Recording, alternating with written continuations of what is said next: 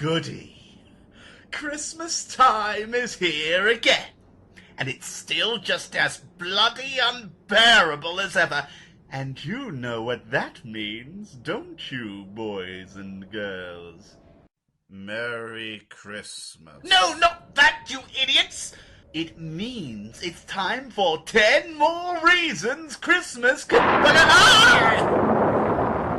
Ooh, Diesel! Ooh! Who said that? Who's there? God? Audrey? Almost, buddy boy. This is Godry! What do you want? To put an end to your blasted belly aching, that's what! You've been a very naughty boy, Diesel. All this complaining and blaspheming and excess of humorous B-words. And on Christmas Day of all occasions, oh, the shame! Oh, the shame! Oh! I am as God made me, sir. Yes, I know, and I regret it with each passing day. You Diesels, you can't be trusted with anything. For you see, you're like worms. We cut you in half, and then there's two of you. 2 worms. And you live underground in tunnels like insects or communists. And there's another thing. Is there a point to this already? Surprisingly, yes. For you see, we're going to have a proper, sensible Christmas speech this year, and you're not invited. What? That's right. So shut that great greasy pie hole of yours and get moving. And what if I refuse? Well, if you don't, if you refuse, then I'll send you to live with the worms! Oh, come on! Have you seen the other engines who hang around these parts? I already live with worms, you cretinous cumulonimbus! Maybe, but how would you feel about working with the cast of engines tonight?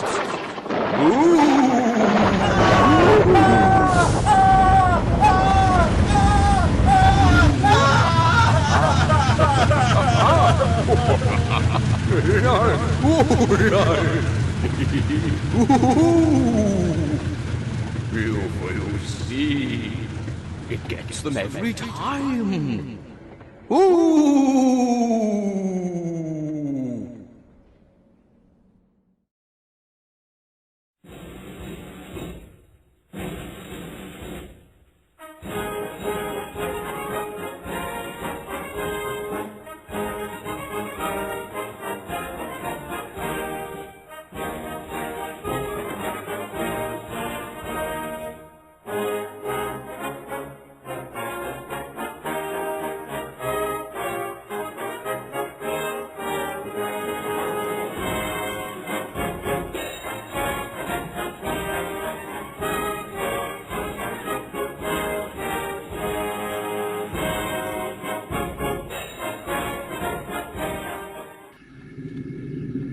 Season's greetings to you all.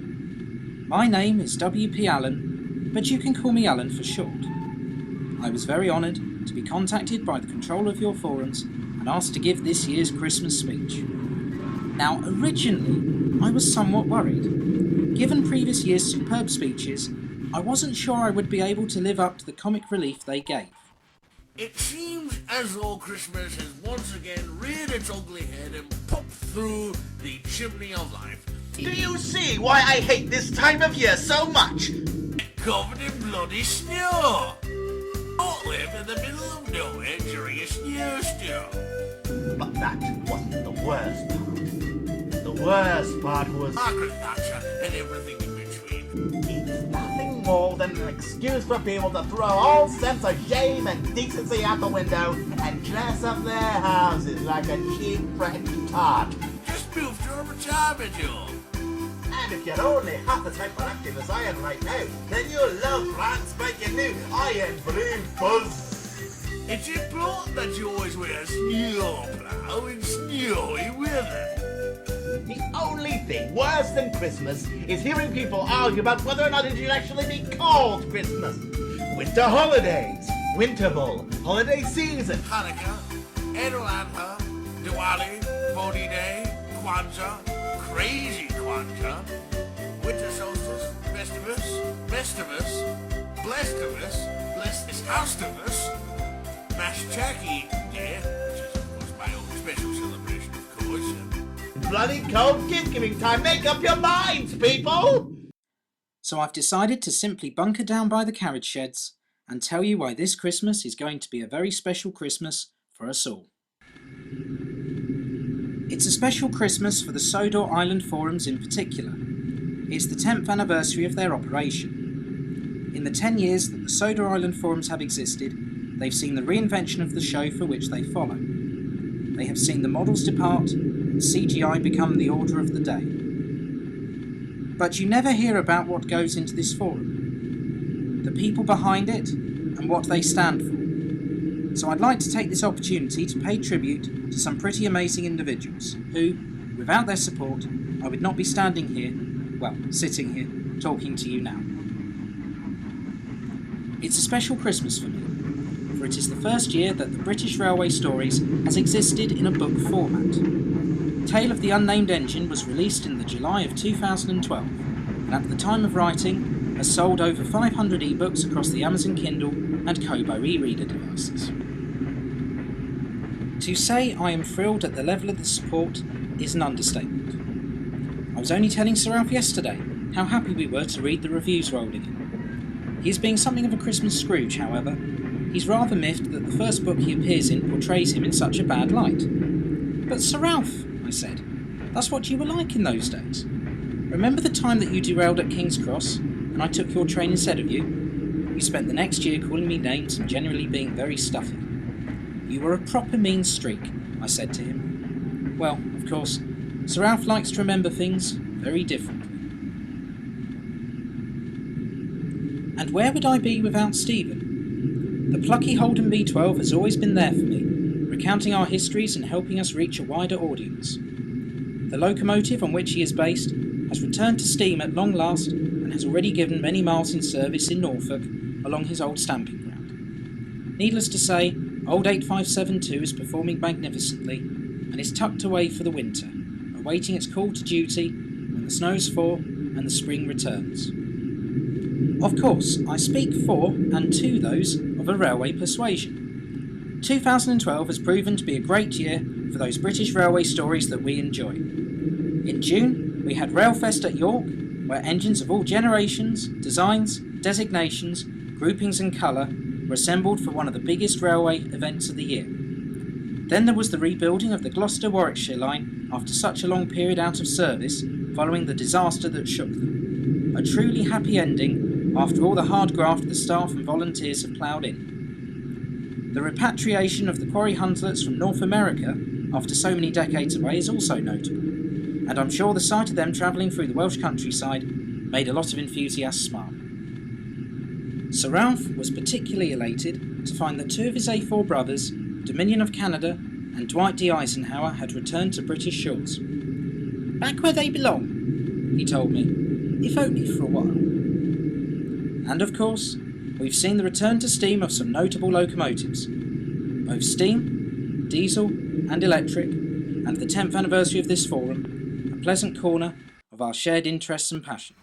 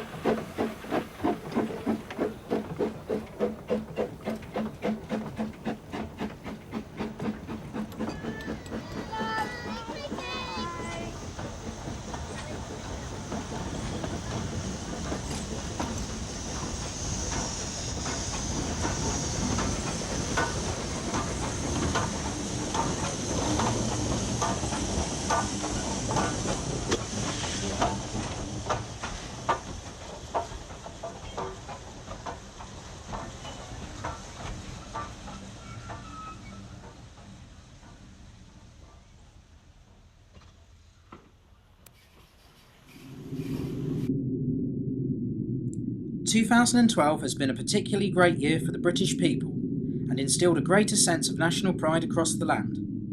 This year, we celebrated the Diamond Jubilee of our head of state, Queen Elizabeth II, with street parties, flotillas and flypasts. A remarkable achievement, and a reign that we are unlikely to see again for quite some time.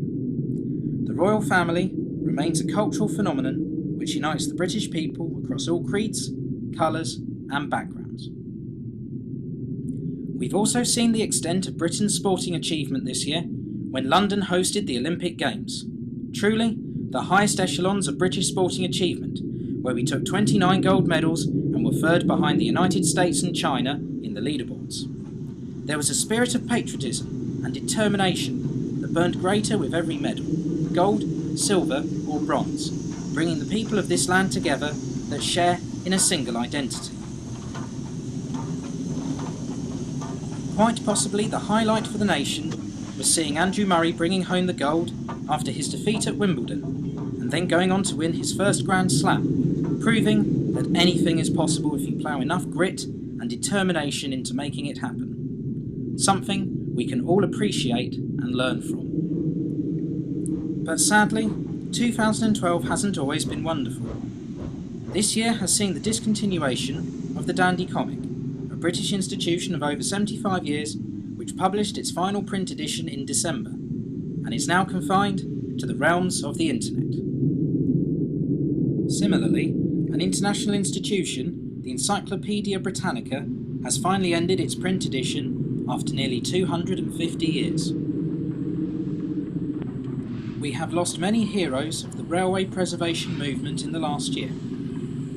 Alan Pegler, George Hinchcliffe, Bernard Holden, Michael Collins, and many more.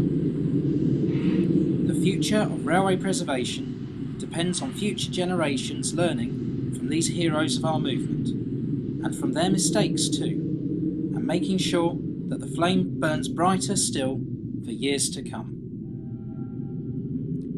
Meanwhile, the Flying Scotsman remains out of service as its overhaul continues, and worse still, Alan Pegler wasn't able to see it running again one last time before he passed earlier this year. I have every faith that the locomotive will do him proud when it finally does return to service, and will be back fighting fit next year, better than ever. Our Flying Scotsman is a British icon, and long may it stay that way. The Festiniog Railway, another important part of our railway heritage that could not have been possible without Alan Pegler, did a remarkable job of honouring his memory this year with a special gala event. And now, I think it's only right that we take a moment to remember the other souls who have left us in 2012.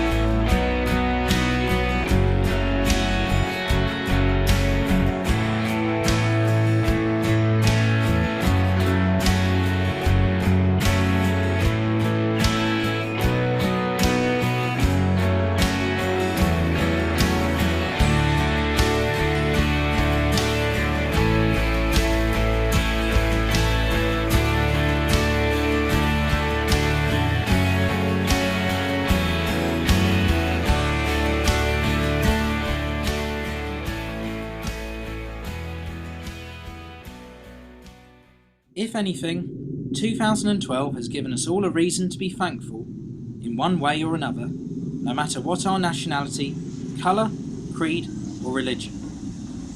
It has been particularly special for those of us in the British Isles, and it ends with a promise of hope in 2013. We have news of a royal baby, the likely return of Flying Scotsman. The Sodor Island Forums will achieve another landmark when its Sodor Island fan site achieves 2 million hits.